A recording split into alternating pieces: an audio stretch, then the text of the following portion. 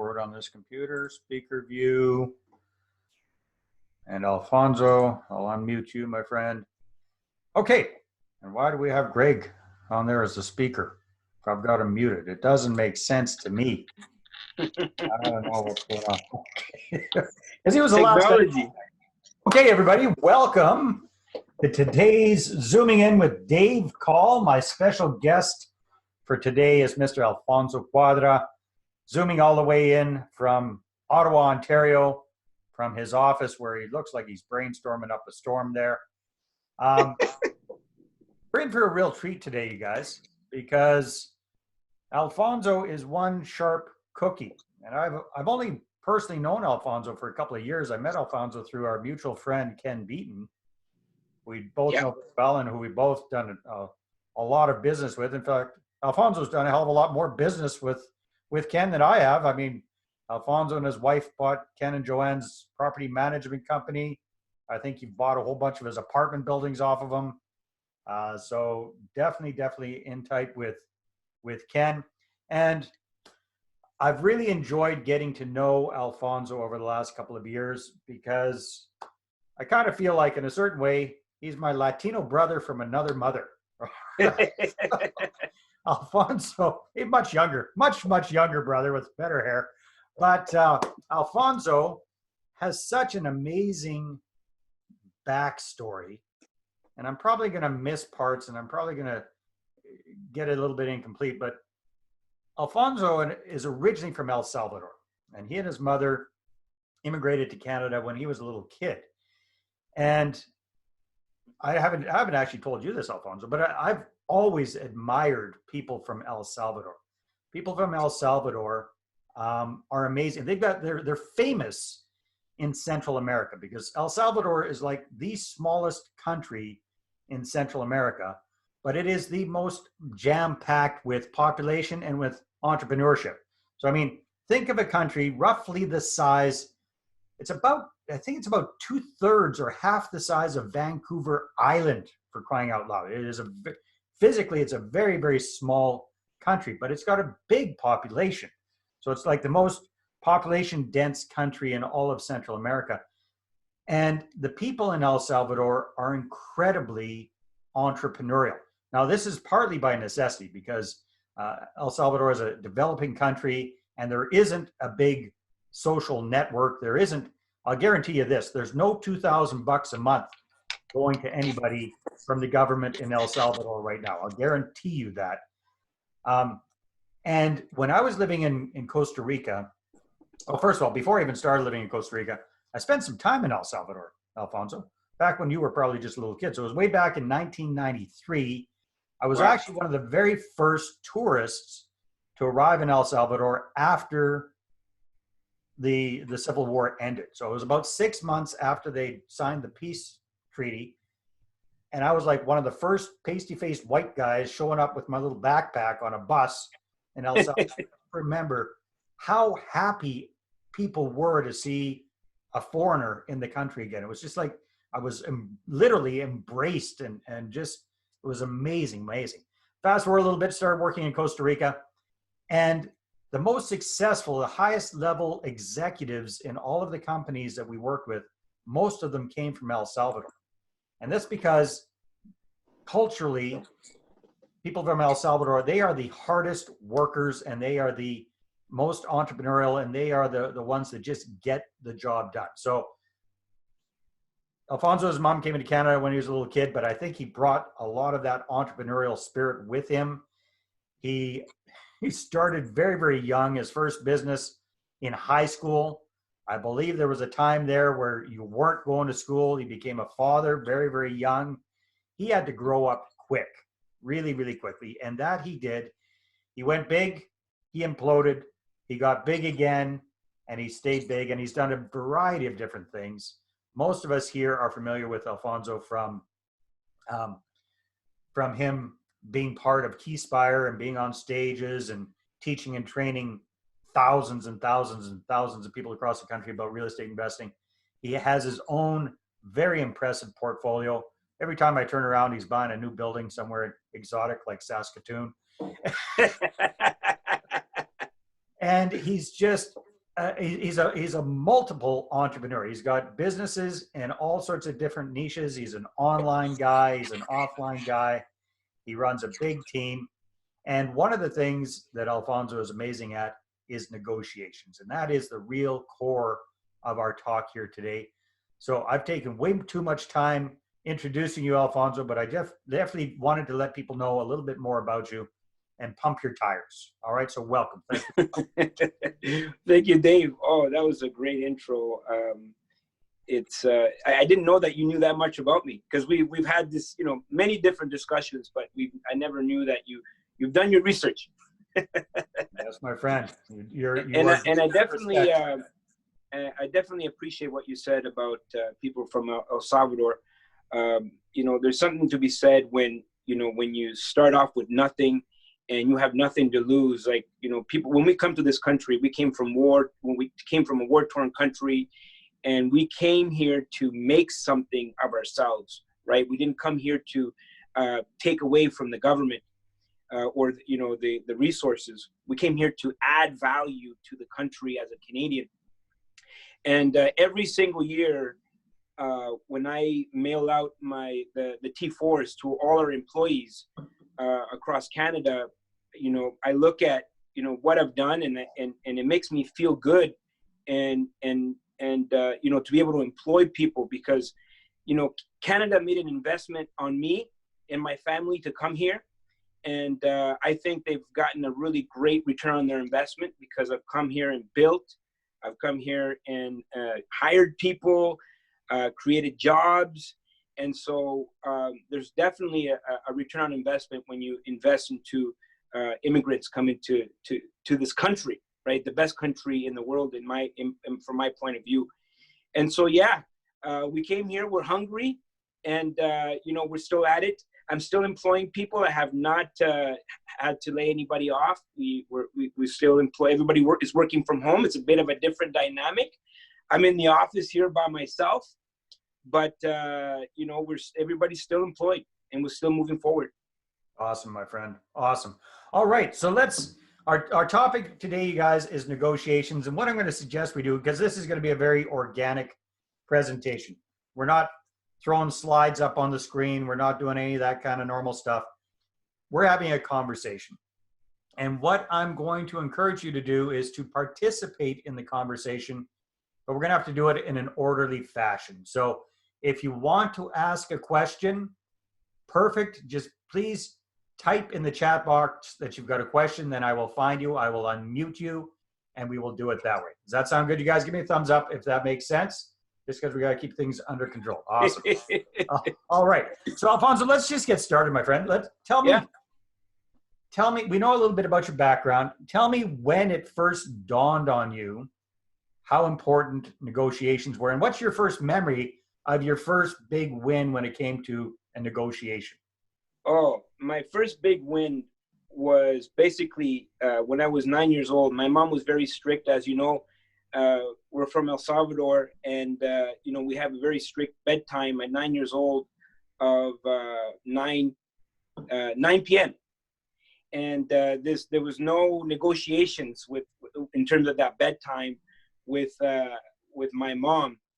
And as you know, in Central America, around 6 o'clock is pretty much dark, no matter what time of the year, right? But remember, in summertime, 9 p.m., I used to live in Vancouver, it's light out, and I'm going to bed, And so, I broke her down. I'm happy to say that I broke, it was like every day, it was consistent, but I never gave up. And she let me stay up until 9:30. So that was my first win, and that was kind of where I built my confidence. In negotiations, you only really lose when you give up. That's when you lose. And so as long as you're willing to create win-win situations and put yourself in the other shoes of the person of your prospect or the person you're trying to negotiate with, and see what do they get out of this? How can they win? As long as you never give up, at some point there's going to be a deal. And that's the point, right? Most people try to go in, low ball at the very beginning, and they pull out all their cards from the very beginning, and never give the relationship enough time to materialize. And sometimes they talk about the art of the deal, but sometimes there's the art within the deal, how you can structure something where everybody wins. Yeah. And that's a really great negotiation. Well, we'll dive into your steps of creating those kind of negotiations, but I always find it's helpful if we get a picture of what's possible. So getting your bedtime extended by half an hour, that's great. But let's apply this to business and or real estate, or the business of real estate. And off the top of your head, Alfonso, what would you point to as the best business or real estate negotiation you've ever done? And walk us through that. Where did it start? What challenges did you have to overcome, and where did it end up? And how was it a win-win for everybody? Yeah. So, like I said, patience has always been something that they say patience is a virtue, and it's true. Just last year, I closed 2 separate apartment buildings. One was a 36-unit building, and the second one was a 12-unit building, and both of them were done with 90% vendor take-back, seller finance deals. Okay, and so now those are the last 2 that I've done this year, but I've done many in the past. I've done a mixture of of some VTB, assumptions of mortgages.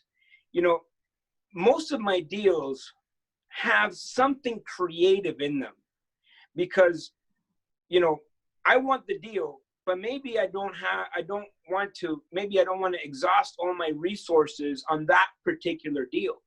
And so I'm always trying to achieve 3 things. How can I do deals all day long with the least amount of my own money, with the least amount of my own effort, for the maximum amount of return possible? And so that's kind of been my model. And so going back to your question, in business, in negotiations, when I started in business, I was able to grow a company from $0 with none of my own money. I got investors at 17 years old, and I grew a company to millions of dollars in revenue, with locations all across Canada. It was all done through negotiations, because I had no money. And so I had to negotiate my way to success. And, many times those negotiations are key. Every single deal has to be negotiated, even if it's the right price. But there's something else that could be done. All right. So age 17, that was only a few years after you negotiated with your mom for the 9:30 bedtime extension. So there you are. You're a punk kid in or recently out of high school. How did you negotiate? How did you get JV partners on board? How did you negotiate that? How did you do that at that age? Well, here's what I was doing. What I think it happened by default.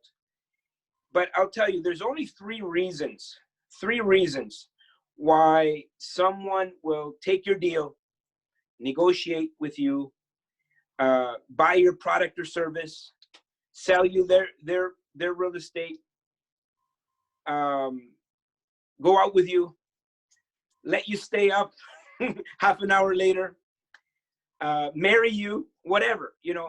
There's these 3 major reasons. And so in hindsight, I was able to kind of isolate them and figure it out. But I was kind of doing these things by default. So reason number 1 is likability. People should like you. People need to like you. You need to be a likable person. And the only way to really become a likable person, as you know, is to listen. You need to listen twice as much as you speak, right? And so anytime I'm going to enter a negotiation, anytime I'm going to do anything, I am going to listen to find out what are the needs of the other party. What what do they want to establish? What do they want to get out of it? If it's real estate, what's the need of the seller? In those days, you know, I needed to find out the needs of the people that I'm approaching as joint venture partners. You know, what are the needs? And I need to listen to their needs. So my presentation I can customize my presentation to fit their needs. You see, the reason why people don't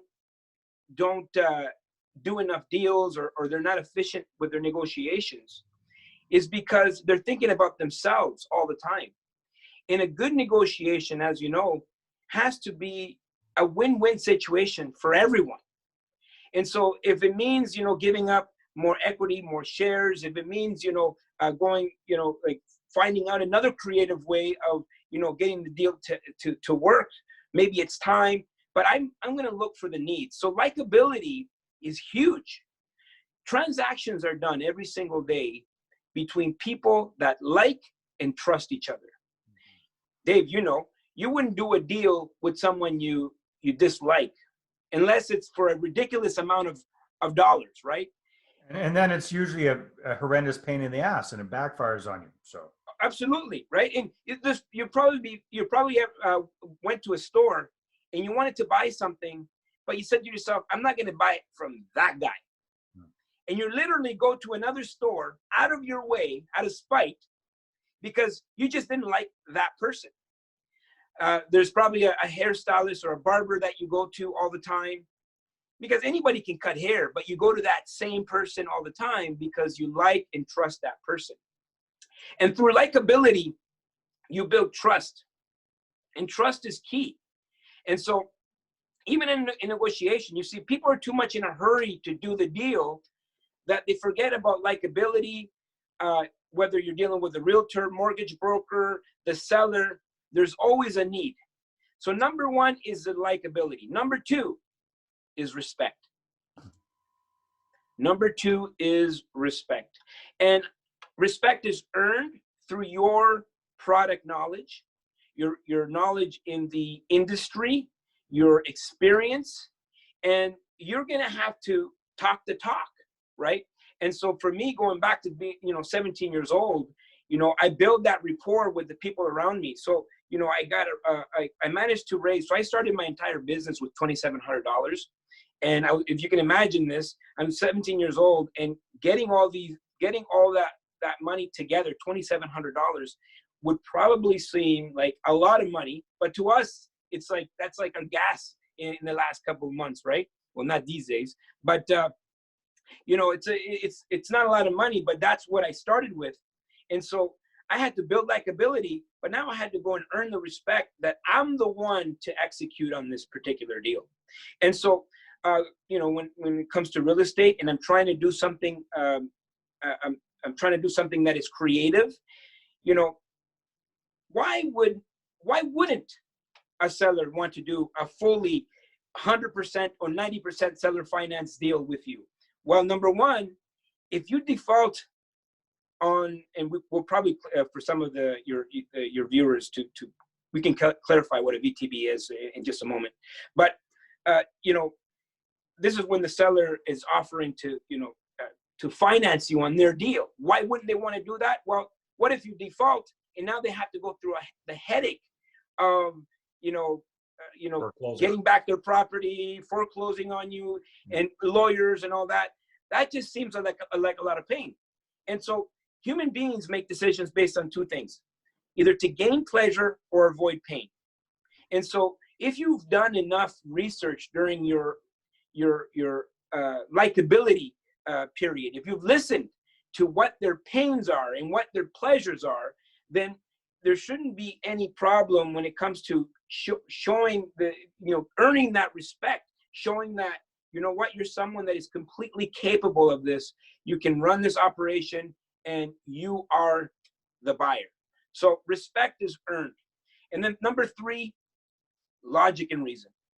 People forget about logic and reason. This is something that, when in negotiations, sometimes people aren't logical.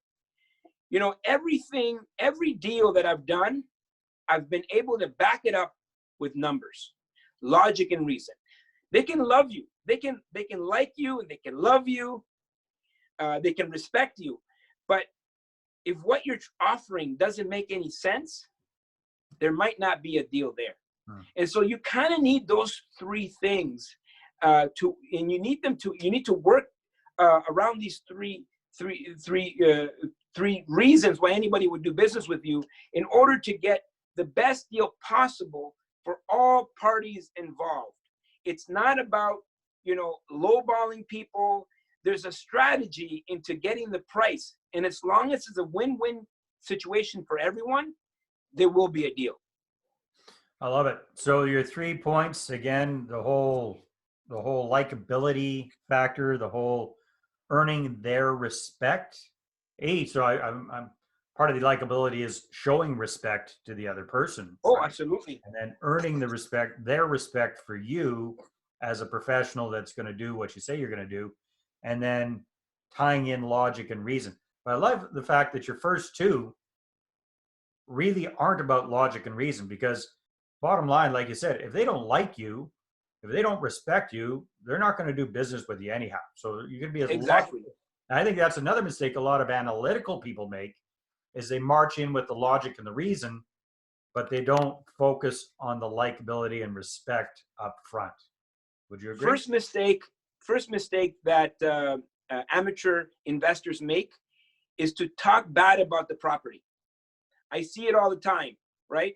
And so the way the way I try to describe it to people, Dave, is like, imagine you have a beautiful baby, and it's your baby, but it just so happens that your baby, it's an ugly baby, but you love your baby regardless of how ugly this baby is.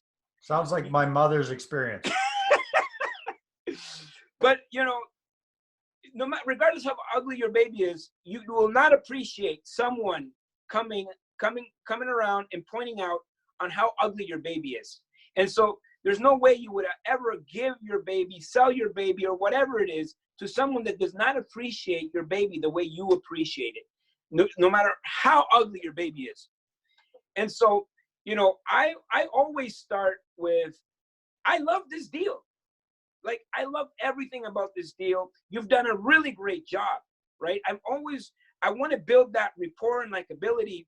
And I've been in negotiations where I'm buying the property for less, even though the seller already got other offers for more.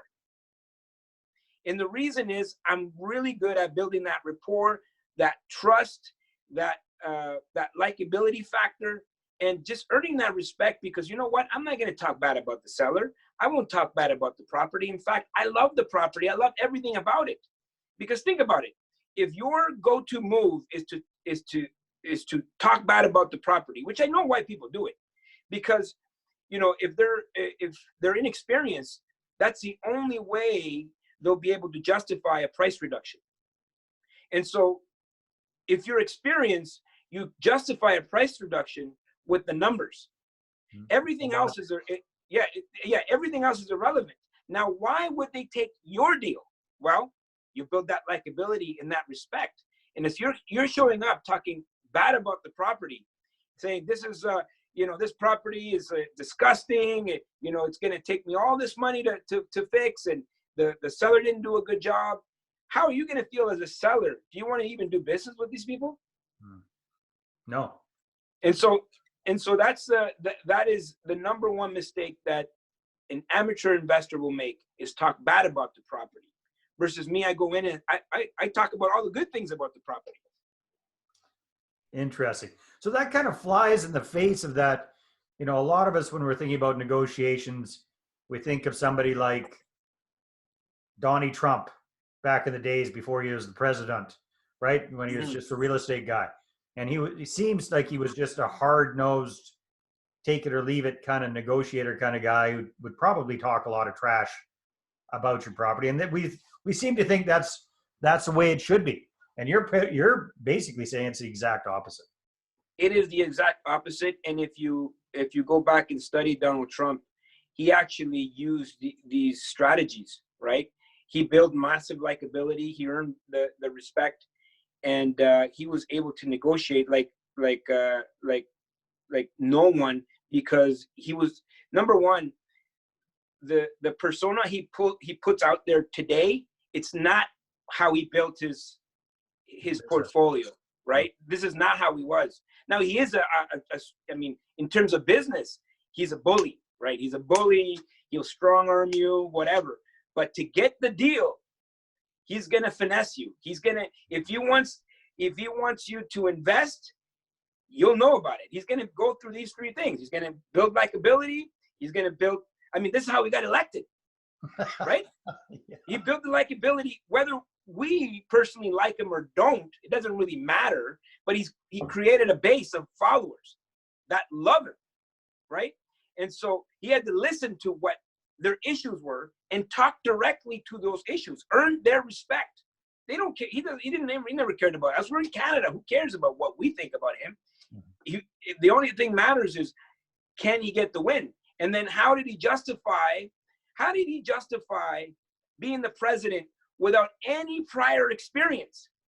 Logic and reason. We will get you jobs. And so he did use those same rules. I mean, the business is business, right? Yeah, very, very well put. So, Alfonso, another thing, I remember we were talking about this a few weeks ago when we were setting things up for today's call.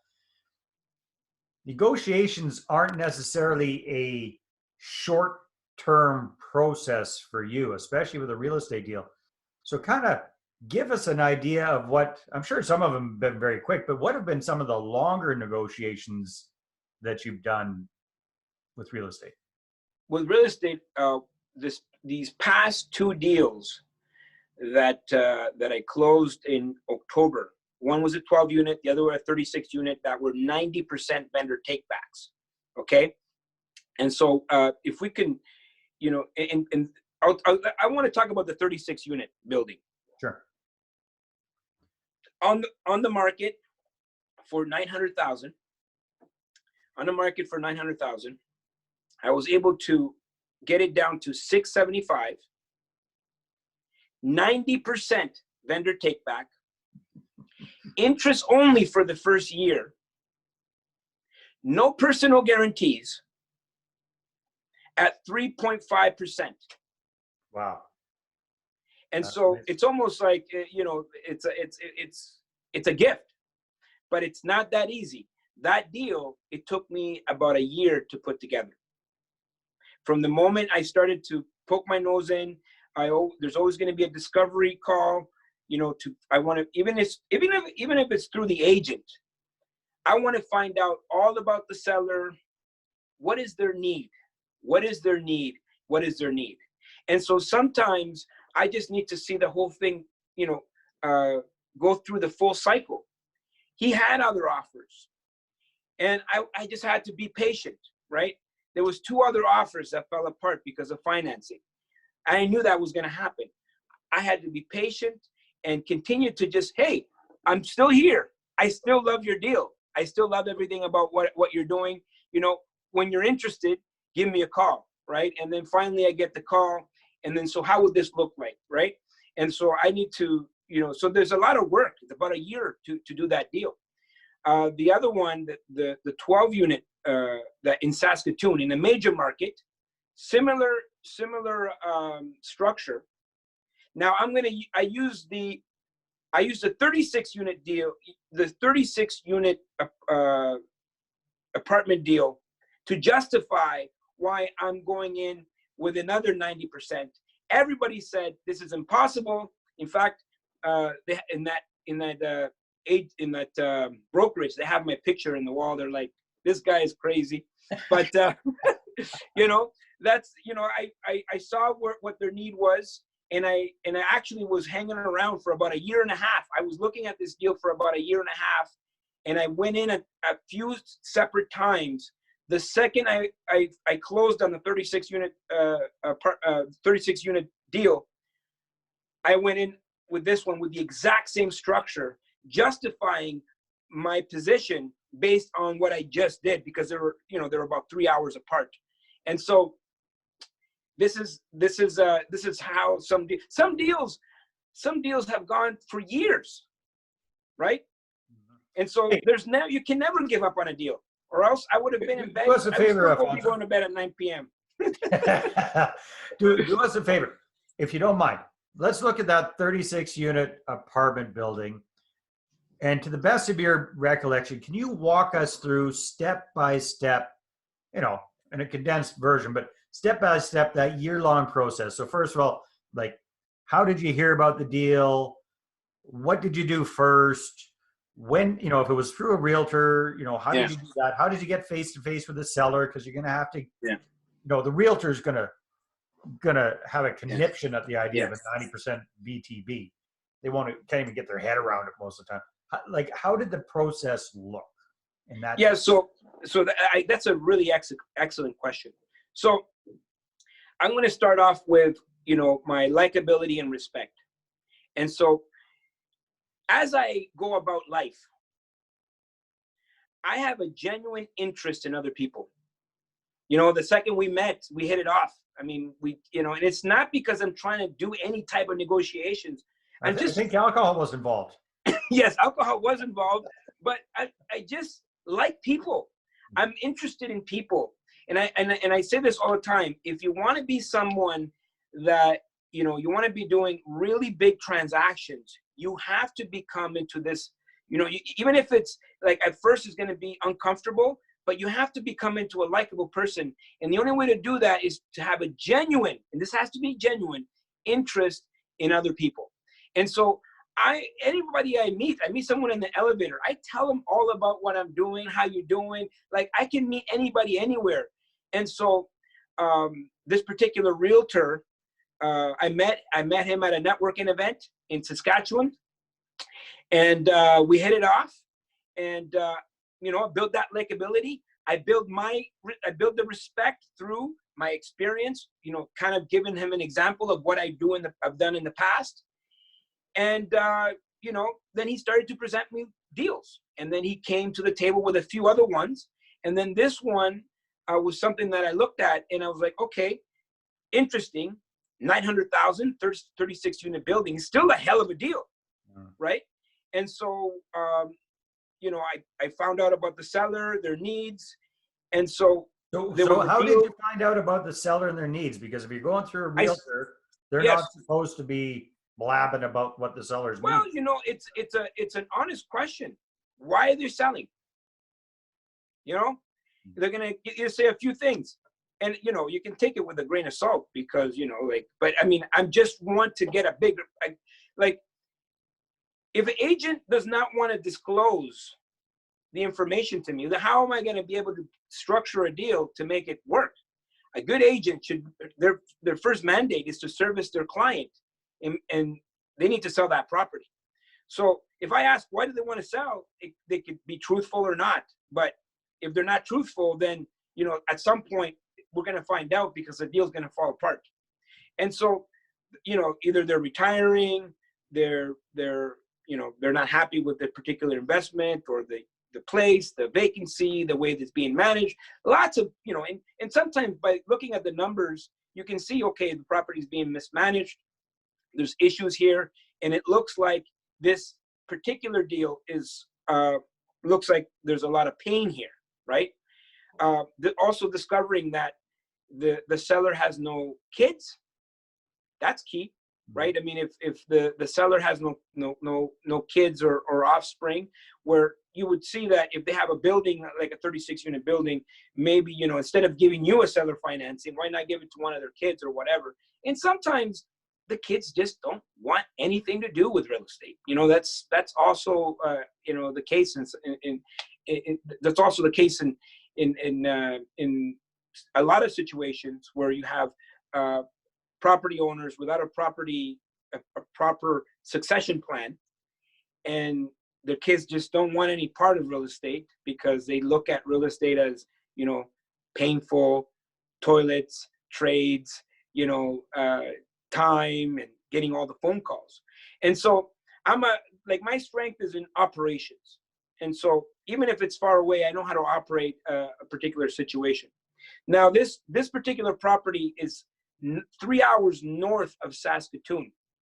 So I know that already the buyers that you have access to are going to drop, right? And so the longer this is on the market, the harder this is going to be to sell. So it was under contract twice. The deal fell apart. And so finally it comes back, and they said, okay, they're ready. They're ready to look at a particular deal. Now, this is this is kind of like a unicorn where I went in with a full vendor take back. I don't usually go in with a full vendor take back. Somewhere in the deal, I'm going to present that if that's something that will make this deal work. Because if you go in with that, it's going to be, it's going to be an uphill battle. Now, when you go in with a vendor take back, you have to go into it with education. You need to educate the seller, the realtor sometimes, because even the realtors, the two realtors that I was dealing with. So you have the buying realtor, my realtor, and then the selling agent. Both of them that have never done a seller VTB before, have no clue how it works, and so I had to do a little bit of education. They're really concerned about getting their commission. Of course, exactly. which is why, and that is a really great point, Dave. Really great point. What's in it for everyone? Yeah. Right. That's how you can achieve really great negotiations. What's in it for them? What's in it for the agent? What's in it for us as buyers? Like, what's in it for everyone? What's in it for the agent? Well, guess what? I'm not asking for 100% vendor take back. I'm only asking for 90, meaning I'm going to put 10% down, and that 10% should satisfy all the legal fees, transaction fees, the selling fees for the seller. So now they know where they're gonna get paid. And so I lead with that. The reason I'm putting 10% down is because I want to make sure that you guys are taken care of. Guards come down. Yeah. Now they're ready to listen, right? Remember, likability, likability and respect. And so I went through a whole education process of how, of all the benefits of doing a vendor take back, all the benefits that the seller would receive in return of doing this transaction. Number one, he gets to defer capital gains. I mean, that's an excellent reason why someone would do this. Who wants to give it to Uncle Sam, right? Who wants to give all that money to Uncle Sam? He gets to defer it for 5 years. That's number one. Number two, what are you going to do with the money? Well, I was thinking about taking the money, putting it into a mutual fund. Well, how's that going to turn out for you? What is going to be the return? How about I give you a return on the money that you're going to take this money, have to pay taxes. Now, whatever's left over, you'd put it into a mutual fund, getting 1 or 2%. How about I give you 3.5, 4, 5% sometimes if the deal allows it. So that's definitely a benefit to the seller. And here's the key. You are now completely relieved of this responsibility. You are free. You can sail into the sunset, right?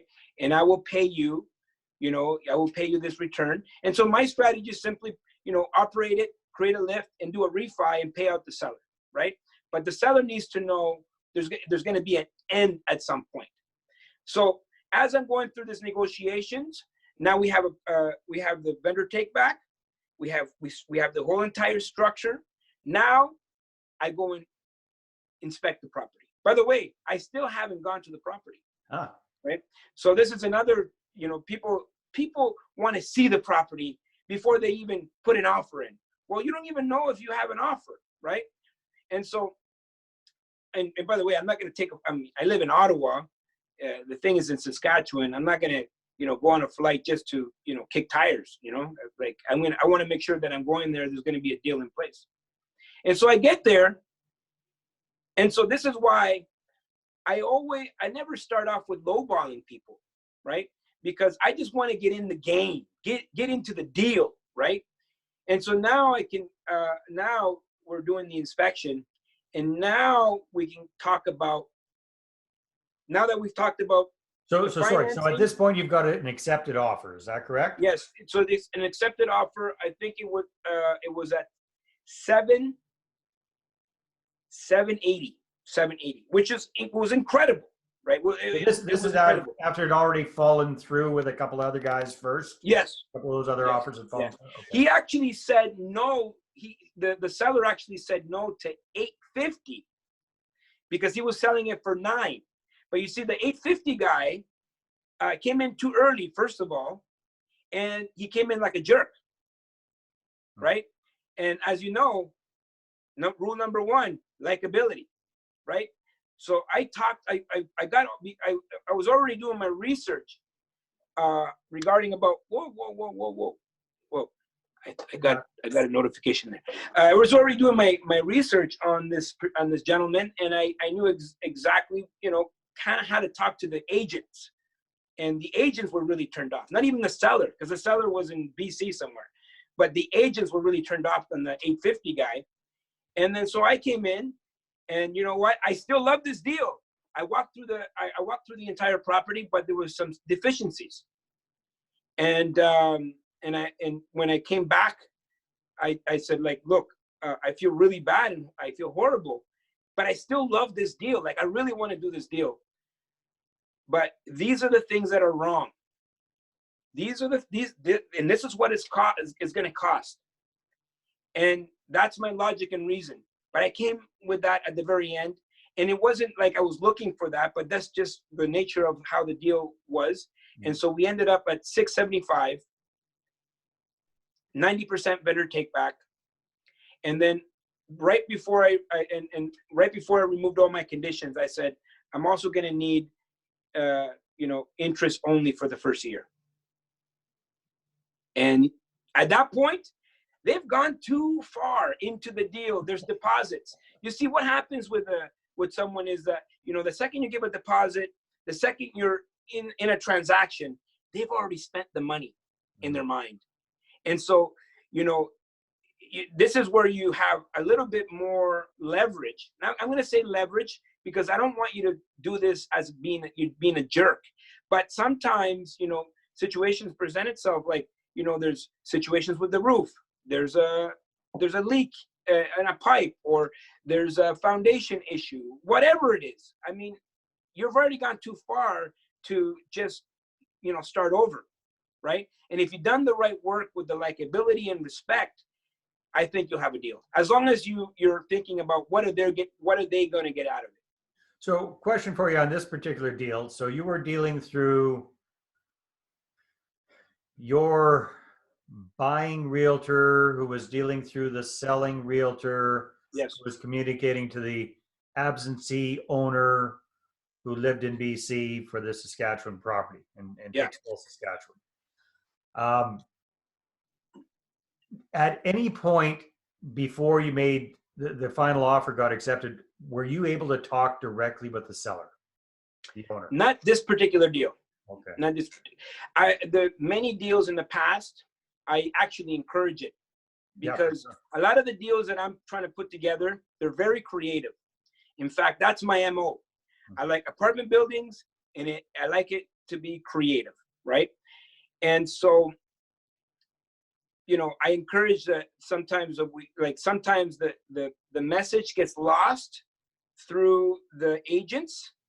So I will actually, I had a call 2 days ago with the seller. So the agent brought the seller, and we had a conference call. And again, I'm building my likability, I'm building my respect, my experience in the industry, and then I came with the deal, which this particular deal that I was working on is a 20-unit building, and because of the nature of the beast that we're living in today, and we can talk about how negotiations are going to change during this time, but there's issues with lending and just getting financing altogether. And so, that's my logic and reason, because what I want to do is an offer to purchase, a lease option.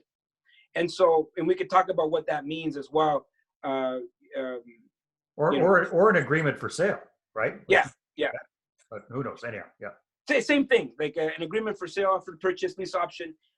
We can talk about what that means, but that's the type of deal I'm structuring with this 20-unit building, because you know what? We're not going to be able to get the financing. There's a lot of hurdles. And so I need to talk with the seller. The seller needs to know that I'm the person. I'm the person not only to do this, but to be in a position to execute it all the way through. And I'm hearing something interesting. We're getting back to your 36-unit deal here. Very interesting. Where my ears perked up, all of it was awesome, but where my ears really kind of perked up was the fact that the guy who offered $850 was a jerk. And that's their words. That's their words, not mine. Exactly. Okay. Yeah. You don't know the guy. You didn't meet him. Yeah. Right. But here's where my ears perked up. Really, the ones that killed the deal were the realtors. Yeah. Because the owner probably didn't even get to see that offer, or they steered him clear of it. So in actuality, in a certain way, they did the seller a disservice because they were personally turned off by that buyer. So what am I taking from this? I'm taking from this. Don't be a jerk with the realtors. Well, like I said, likability, respect, logic, and reason. With the realtors first. With everyone. Yeah, with everyone. You got to get them on board first before you even got a crack at the seller. Yeah, but even like the things that I'm doing are sometimes creative. I need the mortgage broker has to like me to want to do the deals that I'm trying to do, right? Because it's a lot of work, right? And the mortgage broker had nothing to do with this one. I'm just saying in other deals, right? Like if you have a situation where, the very first thing that I try to build is likability. I want to, in every conversation, I'm trying to build a friend, right? And as a friend, I can get away with more just being a friend, because we're able to talk mano a mano, like let's figure this out, right? Like the deal's not over, but you know what? The situation is there's issues with the roof, or there's issues with the foundation. Like I'm just being honest with you, right? And so I want you to get the commission. I want you to do this deal. So let's make this work. Yeah. And so that's why that likability is important, because and it just and you're right. If agents are turning down people, or anybody turning down people, but just because they don't like them, it's a human tendency. It's not like, it's just the way it is. We've all done it. We're looking at a vehicle. We just don't like the sales guy. We want, it's almost the salesperson is in the way of us buying this. I wish that person wasn't there so I can buy this thing, right? And so it's that likability factor. And it's built through listening. It's built through listening. And you have to do a really good job during the discovery of the seller, of the needs. And if the seller feels that you're the person and you've educated and you've done all your work and you're not in a rush, you will get that deal. Awesome. So Alfonso, looking at the clock here, my friend, in the whole negotiation, your take on negotiations and the steps, what else do we need to cover? Because I want to open things up for Q&A with the folks that are on the call. I know Denise is biting at the bit to ask a few questions here. So you got I have 4 steps. Is there anything else that we need to go over? So before you go into these steps, it's important. It's important that you remember the last 3, right? Likability, respect, and logic and reason. Okay. But once you step into a deal, and let's talk specifically about, we can talk about 2. We can talk about salesmanship, and we can, in general, and we can talk about real estate. Okay. So 4 steps for real estate. Number 1, you love the deal. Love this deal, right? A lot of people go in there insulting the deal. The seller must fall in love with you as a buyer. And so if you love what they loved in the beginning, there's a reason why you want this deal. Number 2, you should have some sort of empathy for the seller, right? Never talk bad about the seller or your prospect. You know, he did a bad job managing it. The place is falling apart. You know, you don't have to do that. They already know they have an ugly baby, right? You don't have to point it out.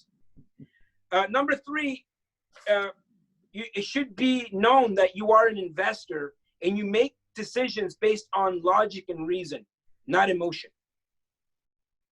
And number four, no matter where you start, you're always willing to go way up. You're always willing to work something out, right? So even if the number that you start with is a little bit low, you know, it should come with an explanation. Listen, and if you're talking through agents, the information needs to go to the other side. Like, listen, I'm willing to go way up.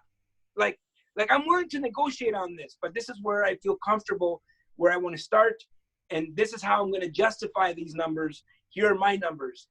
And this is how you start in the negotiations. Excellent. Okay, so that's 4 steps there, and then you wanted to talk about salesmanship. Yeah, so salesmanship in general, number one is the ID period, the identification period. You always want to start off with a discovery period. You want to find out as much as possible about your prospect, the other side, right? Number two is going to be the presentation, your offer. This could be anything. It could be, you know, a proposal for marriage. It could be anything, right? But a presentation should always be, you should never go into a presentation without an invitation from the other side. So you go through your likability, your ID period, your discovery, you're asking a lot of questions, and then you go through your presentation. And then you test the waters a little bit. I call it the trial close, your trial close. And is there any reason why you think this deal's not going to work out? And then they're going to come up with all the reasons. And now you have to, you know, handle your objections. And once you can solve all of these, you ask, you know, really good trial close questions, you know, like, you know, okay, so if I can fix all of these items, is there any reason why you wouldn't present this offer? And, you know, they say no, then that means they've committed themselves to you. Now you go and solve those issues. And when you get to your close, it's pretty simple. You've already done the work. And if by the time you get to your close is no, then you have to go back to ID period. You haven't done the work, right? So there's a lot to do this. There's a lot to do here. Don't be in a rush. Excellent. I'm going to move my phone because it looks like I'm running out of battery. Okay. And I don't want to plug it in before we get cut off here, buddy. All right, you guys, we're going to open up for Q&A here. If you have any questions, Denise, you're not supposed to be taking off. You're the one that's been typing in all the questions. If you have any questions, just type something in the chat box so I can find you and open up your mic and you can ask your question for El Señor Cuadra. Plus, I got a prize gold here. You got a prize for the person with the best question. You get some hand sanitizer.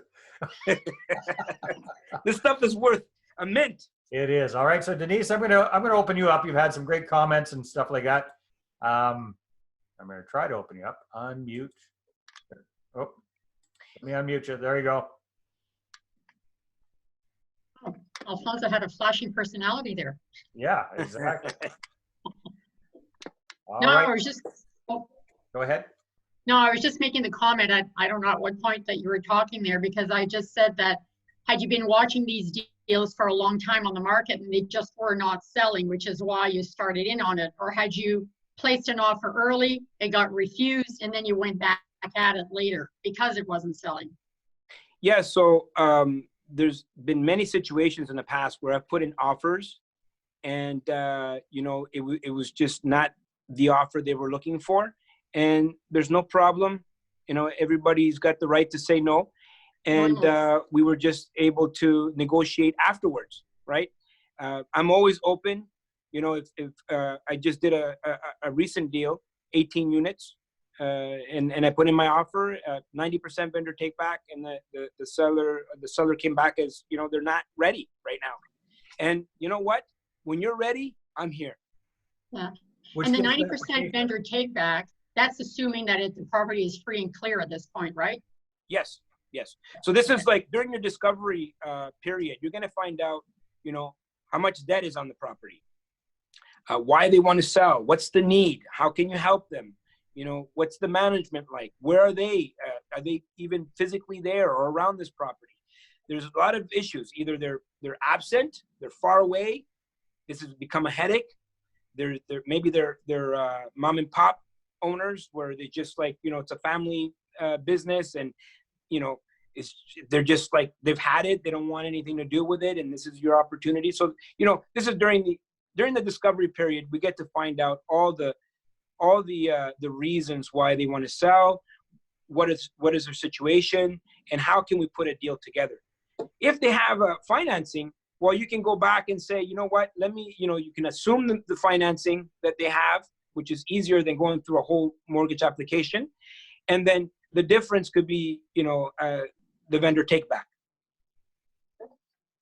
It's, you said something there and I was just going to comment on it. Kind of thought went in and kind of went right out the other side.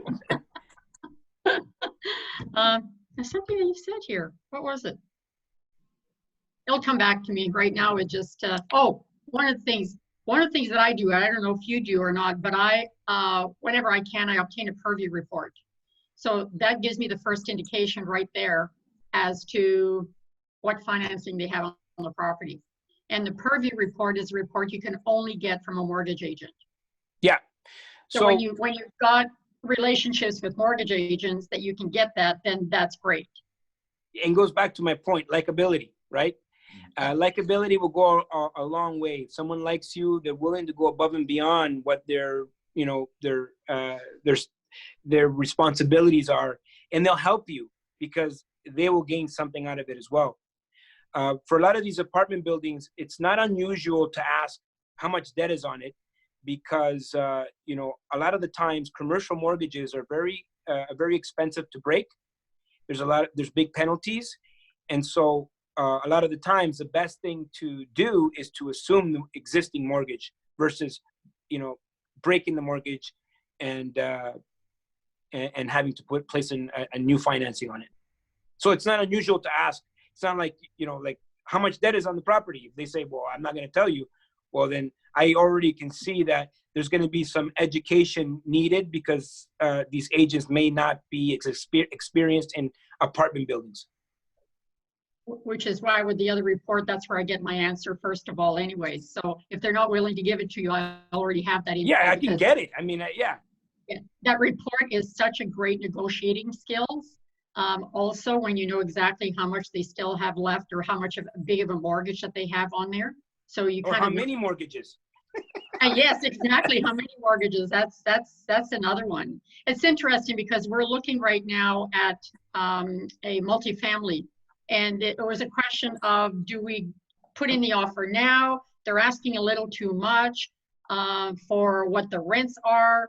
And it's just a question, do we wait till now it's on the public forum as opposed to a private listing? And we opted to just wait a little bit and see if anybody else is going to test the market first, because they're asking a little high for it right now. So again, it's just a strategy we're using right now, but it was kind of like toss up. What do we do right now? Do we go in with an offer and then start the negotiation? But I think our very first offer might have been refused. And we could have said, hey, if you're interested, come back. But we opted to just wait to see if any offers are being placed. Yeah, so it's and then go in. Like, never be shy of putting in an offer. That's what I always tell people, you know, put in your offer, like put it in, right? There's like the initial offer will never be the actual selling price at the end if you do your job right? Most people want to go in with the lowest possible offer at first, and you know, maybe the deal is not ready for that at that point. It's only after you've done your inspection, you've walked through the property, then you can see, okay, whether or not the offer that you had in the first place is a justified offer.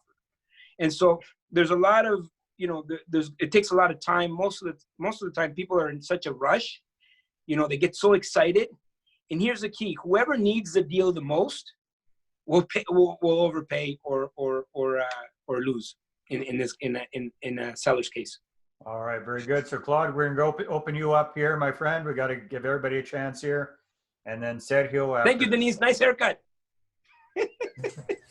All right, Alfonso or Denise, on that same topic, Alfonso, like I sold a building back in, I think it was 2011, and we assumed, or the buyers assumed the mortgage, and we did a VTB for a small portion as well, 100, 200,000, I think it was. Now, what I didn't find out till after was one of the first ones I had sold, or one of the few that I sold, that we were still guarantee on that assumable mortgage that they had as well, though. And I'm not sure if that's common knowledge. It certainly wasn't for me at the time. Yeah, so it just depends on the lender, and you know you want to make sure you read the fine print. There's two parts to this. Number one, if you have a good relationship with the seller, you know that could be okay depending on your relationship. But Right. if you want to, of course you're the one with the gold, so you hold the you ultimately you make the rules. And so you could demand the lender to completely release you, and now the seller, the seller needs to be able to completely be approved for that particular loan. But there is a way to completely wash your hands on an assumption, if it's possible and if it's feasible. But sometimes, if in a negotiation, for you needed to sell this property. Can I ask if it turned out okay? So it turned out well. So again, you still have the asset, right? It's not like it's a negotiation that you're buying and selling something that it's not tangible. Right. And so you still have control of the asset in some way because your interests are represented in the asset. Yeah, I guess in our case was the first time I did sell, and the VTB was for 2 years. The mortgage wasn't renewing for 2 years, so that it could all line up. So just not knowing that we were still on the hook for 2 years. I mean, we were either way having the VTB, but it was just having to pay off that mortgage as well if it did go south was kind of new information that we weren't aware of at the time. But you still have control of the asset. For sure. Yeah. So it's a little bit different. But now, was it a broker or were you dealing directly with the institution? With a broker. Yeah. So I think the broker dropped the ball on this one. Agreed. They should have let you know, and like there's nothing wrong with that, but they should have let you know that you're on the hook. Yeah, we never realized it until we went and signed the legal documents, and it was like, okay. But now it's too late. Yeah, exactly. It was a little nerve-wracking for 2 years. Yeah, it was a little nerve-wracking for 2 years, but we got through it all. So it's been several years now. So all good. Thanks for sharing, Claude. Appreciate it. We got another question. I'm going to open things up for Sergio. Where's Sergio? I'll find you in a second, buddy. Hold on. I think. Good questions. Yeah, good questions, you guys. There he is. Sergio, you're unmuted, my friend. Go ahead. Hi, thanks, Dave, and thanks, Alfonso. That was amazing. Just want to ask you regarding your experience with assuming the seller's mortgage, okay? Number one, this is entirely new to me. So number one, I don't know if would this apply only for commercial deals or also residentials? Yeah, so I'll answer that question first. It can apply to both, but more common in commercial residential mortgages because the penalty to break those mortgages is so significant. Okay, thanks. And then, so what's your experience in what type of situations do you bring this up, and how do you pitch it? What are the benefits or disadvantages for a seller for you to assume the mortgage? Well, the first benefit is that they don't have to pay the penalty, right? I was looking at this deal out east. It was a 200-unit apartment complex, $13 million, $9 or $8 million assumable mortgage. This was a few years ago, so I don't remember the details exactly. But to break that particular mortgage, it would cost the seller about $800,000. Okay. So there's definitely a benefit of me coming to the table and educating someone and telling, listen, you don't have to pay that $800,000. How about you give me some of that $800,000 in the purchase price, and I'll assume your deal. So that's the number one benefit of assuming a commercial mortgage. I would say that would be probably the main reason why someone would do this. Two, they get to sell the property, right? So if someone's truly motivated in selling the property, and if someone comes along and is able to educate and use logic and reason, then the seller gets what they ultimately want, is to sell the property. Okay. So Alfonso, but I guess the seller needs to approve, right? And the seller needs to qualify you from scratch, as if it's the lender will qualify you. Sorry. Once you've structured a deal like this, now you get in contact with the lender, whoever it could be, an institution, a bank, what have you, CMHC, and now they have to approve you as the buyer. So you do have to qualify, Sergio. Yes, you do have to qualify. Whatever the lender's qualification criteria is, you have to meet that. Yeah. All right. Very good. Good questions, you guys. Alfonso, my friend, time flies when we're having fun. Thank you very, very much for sharing your experience, your wisdom, your stories with us. Really appreciate it. Fantastic lessons here. If people want to find out more and connect with you, Mr. Alfonso Cuadra, what should they do? Go to Google, type in Alfonso Cuadra, and you can find me. I'm everywhere. I'm everywhere. So follow me. Go to my YouTube channel. I do daily videos, especially nowadays. I'm getting more used to this online forms. I see you get more used to the TikTok thing too, for crying out loud. Yes. You can follow my too much fun with that. Follow me on Facebook, Instagram, LinkedIn, Twitter, YouTube. Subscribe to my channel, Alfonso Cuadra. And I'm here to add value. I'm not trying to sell you anything. I just want to bring you value and share my experience with everyone. Awesome, my friend. Thank you very much. It's been a pleasure as always. And you guys, everybody that's on here live today, thank you very much for zooming in with us. Do you like these live, in-person, next best thing to being there at a live event type things? Give me a thumbs up if you like this kind of thing. Awesome. We'll keep doing it, especially while we're in this whole COVID lockdown thing. I think this is the next best thing to meeting in person. I have one last thing to say about negotiations. Because at the end of the day, the objective should be to close the deal, and so both parties are happy.